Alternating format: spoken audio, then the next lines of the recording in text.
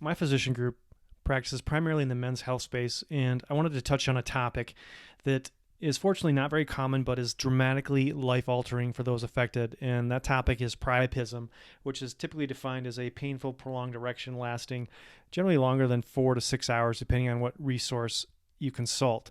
And there are a variety of causes of this. The most common probably would be the injectable drugs that are used to generate erections, but there are other things such as blood disorders, sickle cell patients have a unique predisposition to this problem. It can be caused by a variety of drugs, even over-the-counter herbal products, anti-nausea medications. Most drugs have some side effects. Patients are often interested in a drug without side effects, but that's really not the reality. If you pull up any drug reference and look at the side effects of something common like ibuprofen, you may be shocked at the significant degree of severity of some of the problems listed there. There's some weird things that can cause priapism, exotic things like black widow spider bites, and a lot of times we just don't clearly know. The drugs that we use to generate are potent, and this is, in my experience, been the most common cause. I've seen this several times in my former practice as an emergency physician, and they're a little bit challenging to treat at times. Current data show that about 5.34 per 100,000 males will experience this. I think that might be a little high, but it probably depends on what part of the country you're in, urban, demographic makeup, etc. Pills obviously less common. That's mostly what patients are interested in terms of looking for a quick fix, if you will, to treat erectile dysfunctions. And keep in mind that these same ED medications are often also used for premature ejaculation or PE. For whatever reason, there's more cases in the summer. People are probably maybe a little more amorous in the summer. No doubt.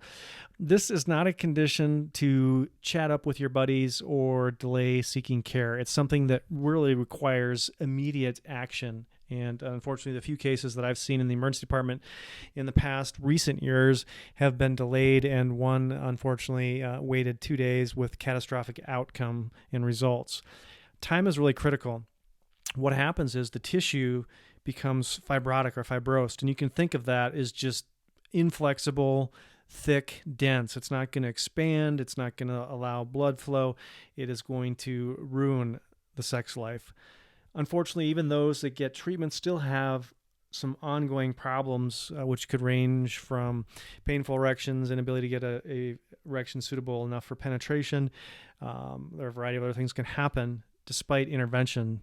But the bottom line is, obviously, everybody wants to be Superman, but consider the side effects of any medication you're taking and be honest with yourself whether or not you really need it. I often hear patients say that they want to perform like they're 20 and they're 65, 70, and that's not necessarily a realistic expectation. So other patients maybe are in their late 30s and have some other issues like obesity, and they want to return to their 17-year-old self.